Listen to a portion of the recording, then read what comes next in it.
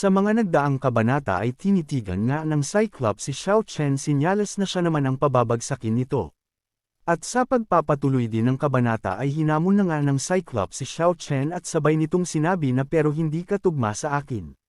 Sa paghaamon ng Cyclops ay nilabas ni Xiao Chen ang kanyang sinaunang abilidad. At sabay niyang sinabi na kung ganun ay hayaan mo akong makilala ka.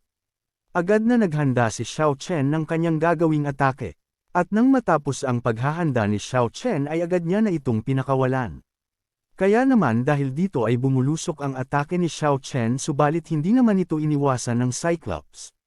Nang tumama ang atake ni Xiao Chen ay naging wala itong silbi. Makikitang ang alikabok lamang ang ginawa ni Xiao Chen.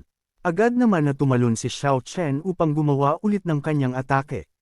Na agad namang napansin ng Cyclops ang gagawin ni Xiao Chen.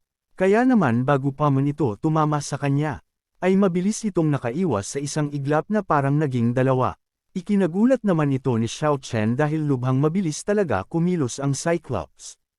Agad ulit siyang gumawa ng atake subalit hindi niya na naman ito tinamaan. Lahat ng ginagawang atake ni Xiao Chen ay hindi man lang ito tumatama. Naramdaman naman ni Xiao Chen na nasa likod niya na agad ito. Na hindi naman niya maiiwasan na kaya naman nahawakan siya nito. At hinagis ng malakas sa sahig na dahilan upang masira ang sahig at nagkaroon ng malakas na pagsabog. Nang mawala ang alikabok ay nasabi na lang ni Xiao Chen na isa sa mga Cyclops, nakikita ng mga likas na kapangyarihan, ang kanyang isang mata ay nakakakita sa lahat ng kilos, at totoo ito sa pangalan nito.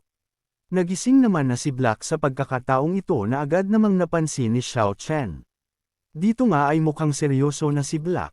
Agad naman na tumayo si Xiao Chen at sinabihan niya si Black na sabay na silang umatake. Agad na nagpakawala ng atake sina Xiao Chen at Black. Nang makita ng Cyclops ito ay agad naman na naghanda ang Cyclops ng kanyang atake upang salubungin ang atake nila Xiao Chen. At nang matapos ito sa paghahanda ay agad siyang nagpakawala ng kanyang atake. Nanapa-atras naman sina Xiao Chen at Black dahil sa lakas nito. Sinabi naman na ni Black na gamitin na ang pamamaraan na iyon. Sinabi naman ni Xiao Chen na ang nilalang na ito ay nakikita ng isang mata sa lahat ng ating mga aksyon, at ang kanyang isang sungay ay immune sa lahat ng pag-atake. Ito ay talagang medyo nakakalito, karapat-dapat na maging isang inapo ng Pitian Heaven's Bloodline. Natatawa namang sinabi ni Liang Wendao na One-Horned Giant, patayin mo ang dalawa para sa akin. Sa ginawang pag-utos ni Liang Wendao ay agad itong nagkaroon ng matinding reaksyon. Na ikinabahala naman ng mga Titan. Nagkaroon naman ng epekto ito kay Liang Wendao, sinyalas na kontrolado niya talaga ang Cyclops. Nasabi pa nga din ni Xiao Chen na sigurado akong kontrolado ang Cyclops na ito. Dagdag pa nga ni Xiao Chen na nangangailangan ito ng maraming puwersa ng iyong buhay. Liang Wendao, hanggang kailan mo kayang kumapit? Sa isip-isip naman ni Liang Wendao na buwisit na pasubra ako sa pagkalkula. At sinabi din niya kay Xiao Chen na akala mo ba sasabihin ko yan? Dagdag pa niya habang naghahanda na lahat ay nasa aking mga kalkulasyon. Sa labis na paggamit ng hangal na si Liang Wendao ay ginamit din niya ang soul contract na konektado sa mga pumirma ng kontrata. Kaya naman napasukan na lamang ng dugo ang mga cultivator. At dahil dito ay namuo ang matinding kapangyarihan sa kalangitan, na magagamit din ng Cyclops at makikitang nagsipagbagsakan na ang ilang mga cultivator dahil sa ginawa ni Liang Wendao. Tinanong naman ng isang cultivator si Liang Wendao na sabi mo hindi mo sasaktan ng sinuman. Sarkastiko namang sinabi ni Liang Wendao na Han Zuan, napakamuwang mo naman. Sa sinabi ni Liang Wendao ay ikinagalit ito ni Han Zuan. Dagdag pa nga ni Liang Wendao na buti na lang, pare-parehas silang lahat, hindi sulit. Wala namang magawa si Han Zuan subalit nagsisi siya dahil mali ang pagsanib niya dito. Sa natanggap na dagdag kapangyarihan ng Cyclops ay makikitang mas lumakas ito. Agad itong sumugod ng mabilis kina Xiao Chen at Black. Kaya naman inulit na naman ni Black na gamitin na ni Xiao Chen ang pamamaraan na iyon. Agad naman na sinunod na ni Xiao Chen ang sinabi ni Black. Agad na hinanda ni Xiao Chen ang nakakakilabot na pamamaraan na itinuro ni Black. Ilang sandali pa ay nagkaroon agad ng matinding reaksyon sa harap ni Xiao Chen at makikitang kakaiba na naman ito. Napangisi naman ang Cyclops dahil sa isip-isip pa nga niya na huli na ang paghahanda nito. Nang tumama ang atake ng Cyclops ay makikitang napigilan siya dito sa hinahanda ni Xiao Chen. Bigla namang nagkaroon ng malakas na liwanag sa hinahanda ni Xiao Chen, na bahagyang ikinagulat ng Cyclops, na hindi naman din makita ng lahat, na umabot na sa labas ng lungsod sa tindi ng liwanag na ito. Ilang sandali pa ay nawala na rin ito, subalit kinilabutan ng Cyclops nang makita niya ang nilalang sa kanyang harapan. Dito nga ay lumabas ang nilalang sa hinanda ni Xiao Chen at makikitang malaking ahas ito. Nasabi pa nga ni Xiao Chen na iba ito sa huling pagkakataon. Napalingon naman ang nilalang kay Xiao Chen. At sinabi niya kay Xiao Chen na ikaw yung bata na iyon. Ikinagulat naman ito ni Xiao Chen na sabi pa nga niya na kinikilala mo ako. Natatawa namang sinabi ng nilalang na magkikita tayong muli sa hinaharap. Matapos niyang magsalita ay agad na itong naghanda at nang makita ito ng Cyclops ang gagawin ng malaking ahas ay bigla itong natakot. Unti-unti nang ang hinigop ng malaking ahas ang Cyclops at makikitang lumiliit ito dahan-dahan. Maya-maya pa ay tuluyan niya na nga itong nalunok. Mukhang nagustuhan itong ng ahas dahil nabusog siya dito. Wala namang masabi sina Xiao Chen at Black sa kanilang nakita. Malubha naman ang naging epekto nito kay Liang Wendao na dahilan upang mapasukan na lamang siya ng dugo dito. Nasabi pa nga niya habang baka sa kanyang reaksyon na paano ito nangyari hindi ako naniniwala. Tinignan naman sila ng mga Titan at baka sa mukha nito ang matinding galit. Lumapit naman si Wuke at galit na galit. Kaya naman agad nitong ginamit ang kanyang abilidad. At dahil dito ay makikitang lumaki ito na parabang mga langgam na lamang ang tatlo. Sa pagkakataon ng ito ay nagamit na ng Titan ang kanilang kapangyarihan dahil sa pagkamatay ng Cyclops. Salong-salo ng tatlo ang malakas na atake ni Wuke at makikitang hindi nabubuhayin ang tatlong ito. Tumilapon ng pagkalakas-lakas ang tatlo na parang mga langgam na lamang. Nang mawala ang makapal na alikabok ay makikitang tanging mga pirasong damit na lamang ang natira dito. Tinanong naman ni Xiao Chen si Black na ngayon mo lang ba narinig ang salita ng malaking ahas na yan. Sinabi naman ni Black na mukhang hindi ganon kadali itong summoning secret natin. Hindi naman maiwasan na mapaisip si Xiao Chen at malaking tanong sa kanya na kung sino ba talaga ang malaking ahas na iyon. Dagdag pa niya na kung bakit wala akong impression sa kanya. Sa templo naman ng mga Supreme na kung saan din nagmula si Xiao Chen. Na kung saan kinabibilangan din ito ni Xiao Chen. Dito nga ay makikita ang mga rebulto ng mga nilalang. At naandito rin ang rebulto ni Xiao Chen. Dito nga ay nagkaroon na ng reaksyon ang rebulto ng malaking ahas. At dahil ito sa nagamit siya kanina ni Xiao Chen. At makikita ang mga kaluluwa nito sa likod. Na halos lahat ng nilalang na nandito sa templong ito na kinabibilangan ni Xiao Chen.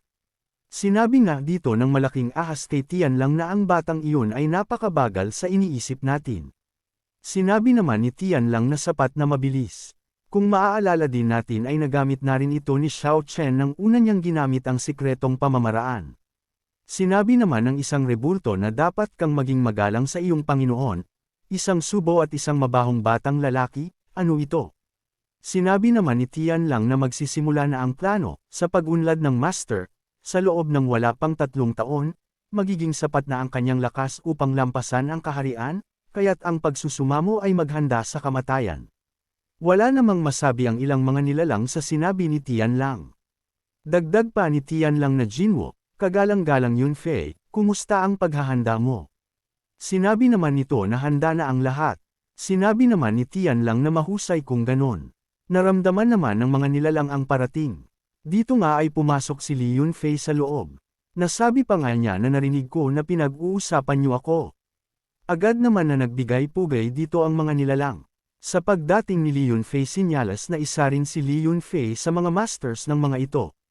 Nagpatuloy ang paglalakad ni Yunfei papunta sa kanyang upuan na sabi pa nga niya na magsisimula na ang plano sana may puso kayong lahat na mamatay para sa kapakanan ng mundo. At para sa kapakanan din. Nagumana ang buhay ng aking kapatid. Agad naman na sinang-ayunan ng mga nilalang ang sinabi ni Yunfei. Ilang sandali pa ay bigla na lang naramdaman ng mga nilalang ang presensya ni Xiao Chen. Kaya naman lahat sila ay bahagyang natigilan dito na parabang nabigla silang lahat. Sa puntong ang ito ay makikitang unti-unti nang nagkakaroon ng reaksyon ang pangalan ni Xiao Chen. Balik naman tayo sa tribo ng Titan na kung saan tapos ng maayos ang gulong pinasok ni Liang Wendao. At dito rin sa loob ng kwarto ay makikitang nakaluhod si Wuke na sabi pa nga niya na pagbati sa Supreme Body Cultivator. Sinabi din ng magandang Titan na kung hindi dahil sa Supreme Body Cultivator, ang aming Titan Tribe. Natatakot ako na baka maglaho na lamang kami. Dagdag pa nga ni Wuke na ang Supreme Body Cultivator, hindi mo ba ako sinisisi kung bakit kita dinala dito?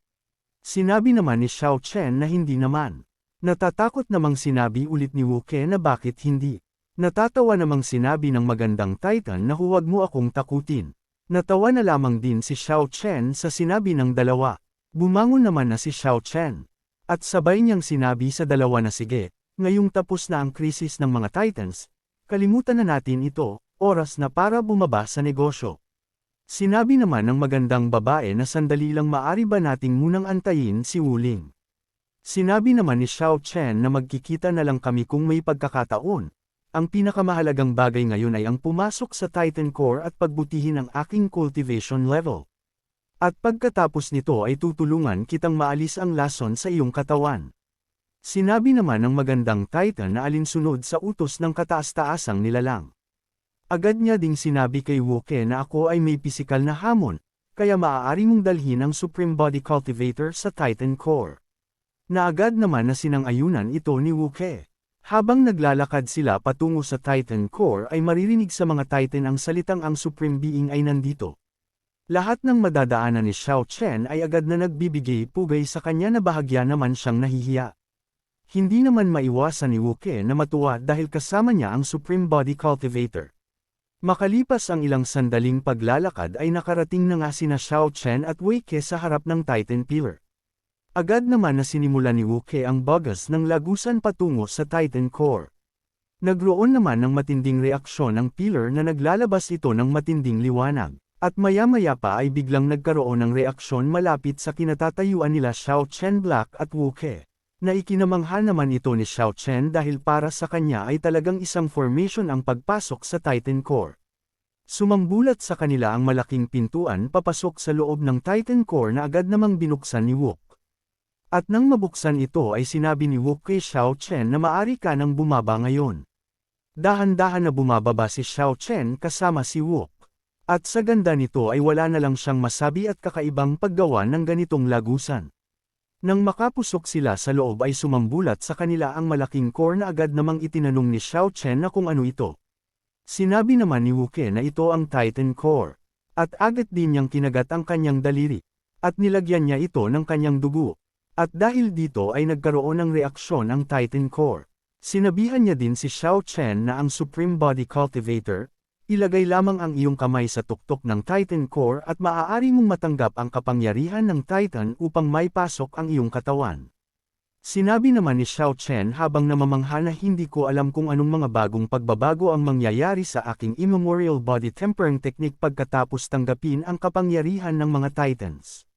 Nang matapos niyang magsalita ay inilapat niya na ang kanyang kamay sa Titan Core. Nagkaroon naman ng reaksyon ang Titan Core na halos napapikit ng mata sina Xiao Chen at Black. Nagpatuloy ang ganitong kaganapan na hindi maimulat ni Xiao Chen ang kanyang mata sa tindi ng liwanag. Maya-maya pa nang mawala ang malakas na liwanag ay bahagyang nagulat si Xiao Chen sa kanyang nakikita.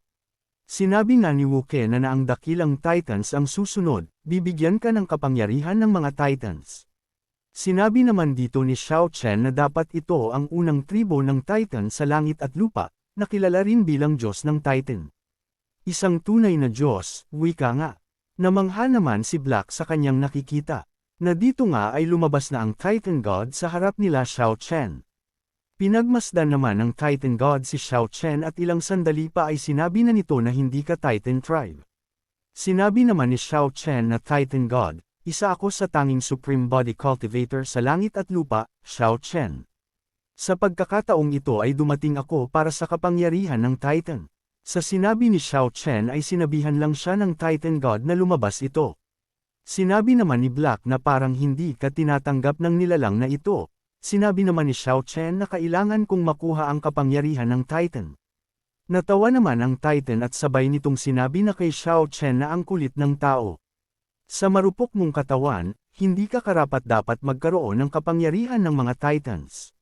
Ngunit ang maliit na bagay na ito ay kwalipikado na ikinagulat naman ni Xiao Chen at ni Black. Sa puntong ang ito ay tuwang-tuwa si Black dahil siya ang kwalipikado. Niyabangan pa nga ni Black si Xiao Chen na sabi pa nga niya na Xiao Chen, narinig mo ba iyon? Ako ang kwalipikado para makuha ang Titan Power. Habang si Xiao Chen naman ay nadidasmaya dito. Sinabi naman ng Titan God kay Xiao Chen na lahi ng tao, bakit hindi ka pa umalis? Lakas loob namang sinabi ni Xiao Chen na sinabi ko sa iyo, dapat kong makuha ang kapangyarihan ng Titan. Sa mga sinabi ni Xiao Chen ay nagalit ang Titan God na sabi pa nga nito na naghahanap ka ng kamatayan. Dagdag pa niya habang nagpapalit ng anyo na kung ganoon ay pumunta ka ngayon sa impyerno.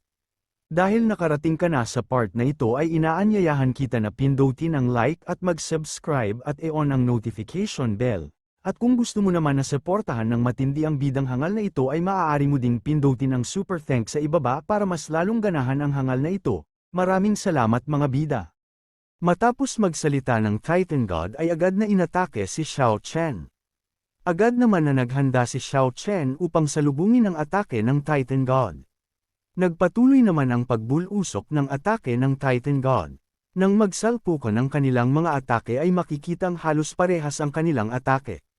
Hinanda naman ulit ni Xiao Chen ang kanyang gagawing atake na kung tawagin niya ay Heaven's Desolate Fist, ang unang lakas ng suntok. Nagpatuloy ang paghahanda ni Xiao Chen at lumalabas ang matinding aura sa kanyang likod.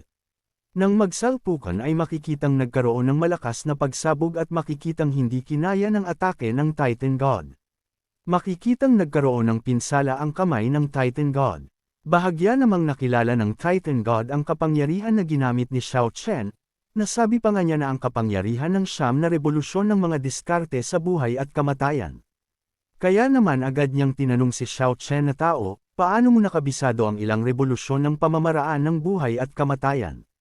Nagulat naman si Xiao Chen sa sinabi ng Titan God na sabi pa nga niya na kinikilala mo ang siyam na revolusyon ng pamamaraan ng buhay at kamatayan. Sinabi naman ni Black nang may halong pang-asar na Xiao Chen, bakit pakiramdam ko ay mas maganda ang mga kasanayan ni Leon Fei kumpara sa iyo? Nagalit naman si Xiao Chen sa pang-asar ni Black. Dagdag pa ni Titan God na hindi lamang ang siyam na revolusyon ng diskarte sa buhay at kamatayan, mayroon ka ring pamilyar na amoy sa iyo. Ipinagtaka naman ito ni Xiao Chen nang marinig niya ang sinabi ni Titan God, bumalik naman sa original na anyo ang Titan God. At makikitang halos magkasing laki na sila ni Xiao Chen. Mabilis naman itong nagtungo kay Xiao Chen. Na ikinagulat nga ni Xiao Chen dahil sa bilis nito, pinakiramdaman ni Titan God ang kapangyarihan ni Xiao Chen at ang naamoy niya dito. Sa ginagawa ni Titan God ay halos parehas sila ng aura. Kaya naman dito ay nakumpirma na ni Titan God na sabi pa nga niya na kaya ganyan yan. Lahi ng tao, hindi ako makapaniwala na kinuha mo ang mga lihim na pamamaraan ng aming tribong Titan at pinagbuti ang mga ito upang maging mga diskarte sa cultivation ng iyong lahi ng tao. Sa sinabi ng Titan ay gulat na gulat si Xiao Chen na sabi pa nga niya na anong sinabi mo. Napaisip naman si Xiao Chen dito na sabi pa nga niya na ibig bang sabihin nito na sa dati kong buhay, tinuruan ako ng master ko ng immemorial body tempering technique, at ang akala ko ay sarili niya itong technique, pero hindi ko akalain na nagmula pala sa Titan tribe ito. Nakangitinan gang sinabi ni Titan God na kung ganun ang kaso, ikaw ay kaugnay din ng tribang Titan, ibibigay ko sa iyo ang kapangyarihan ng mga Titans. Nang marinig ito ni Xiao Chen ay agad siyang nagpasalamat sa Titan God. Subalit sinabi ni Titan God na ngunit medyo may kaunting mga kapintasan ang iyong mga kasanayan sa makantab na katawan, alam mo ba yon? Hindi naman naintindihan ni Xiao Chen ang sinabi ni Titan God, sinabi naman ni Titan God na ang aking Titan tribe ay biniyayaan ng pinakamalakas na katawan sa buong mundo, kaya ito ay maaaring makatiis ng lihim na pamamaraan. Mahina ang katawan mong tao, kahit na pinagbuti mo ang iyong pamamaraan, sa kalaunan ay magkakaroon ka ng ilang mga nakatagong sakit. Sa isip-isip naman ni Xiao Chen nang marinig niya ang sinabi ng Titan God na hindi ito sinabi ng kanyang master patungkol sa nakatagong sakit. Dagdag pa ni Titan God na ngunit mayroon kang siyam na revolusyon ng pamamaraan ng buhay at kamatayan, at ganap mong naiwasan ang mga nakatagong sakit na ito, mga tao, sila talaga ang mga nilalang na may mana ng makalangit na kapalaran. Napaisip na naman si Xiao Chen na sabi pa nga niya na ang siyam na revolusyon ng diskarte sa buhay at kamatayan ay nakatulong sa akin na maiwasan ang nakatagong karamdaman ng sinaunang pamamaraan ng tempering ng katawan. Anong kalokohan ang nangyayari dito ngayon? At sinabi na din ni Titan God na ipapasa ko muna ang kapangyarihan ng Titan. At pagkatapos nito, ipapasa ko ang sikreto ng kinang ng katawan ng Tribong Titan. Agad na tumalon si Black dahil hindi naman siya kasama sa gagawin ng Titan God. Sinimulan na nga din ni Titan God ang pagpasa sa kapangyarihan ng Titan. Naikinamanghan naman ni Black. Gulat naman si Xiao Chen dahil sa tindi ng pumapasok na kapangyarihan ng Titan. At nang maipasa ito ng Titan God ay nagkaroon ng matinding reaksyon ang katawan ni Xiao Chen. Sinabi naman ni Titan God kay Xiao Chen na pasiglahin ang iyong cultivation at pagsamahin ang kapangyarihan ng mga Titan sa isang lakas. Nagpatuloy ang matinding hamon ni Xiao Chen at makikitang lubha talagang malakas ang kapangyarihan ng Titan. Makalipas ang ilang sandali ay makikitang naisaayos na ang daloy ng kapangyarihan ni Xiao Chen at napagsama-sama na ito sa isang lakas. Sa inner space naman ni Xiao Chen ay tuluyan ng nakalusot sa unang antas ng Tempering Secret Technique. Kaya naman tuluyan ng naging isa ang banal na kaluluwa at ang katawan ni Xiao Chen.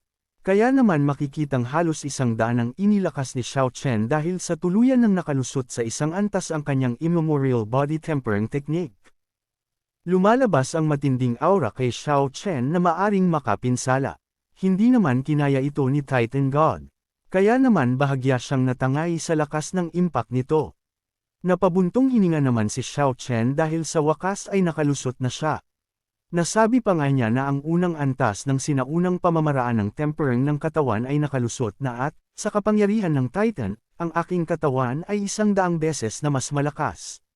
Kaya naman dahil dito ay matindi na lamang ang pasasalamat ni Xiao Chen sa Titan God, sinabi naman ni Titan God na oo, ngayon ay ipapasa ko naman sa iyo ang sekretong pamamaraan ng Titan Tribe.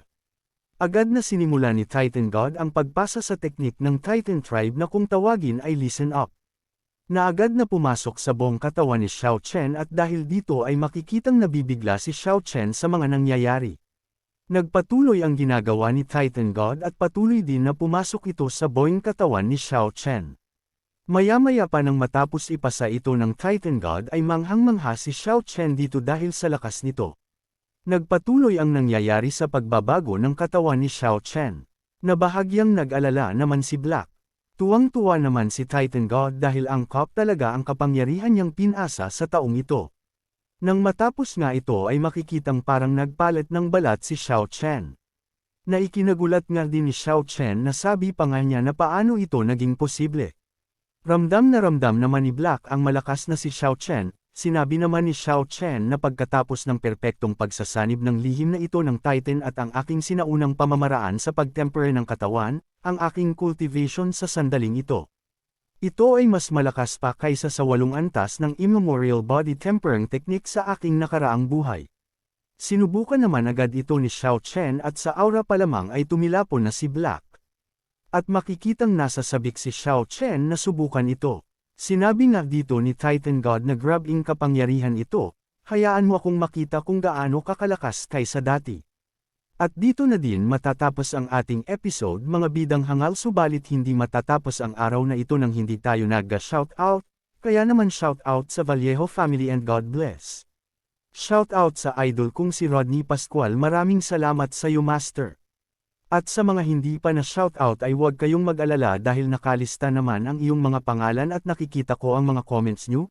Maraming salamat sa panunod at magkita-kita ulit tayo sa mga susunod na kabanata, kaya naman mangyaring pa-like na lang po.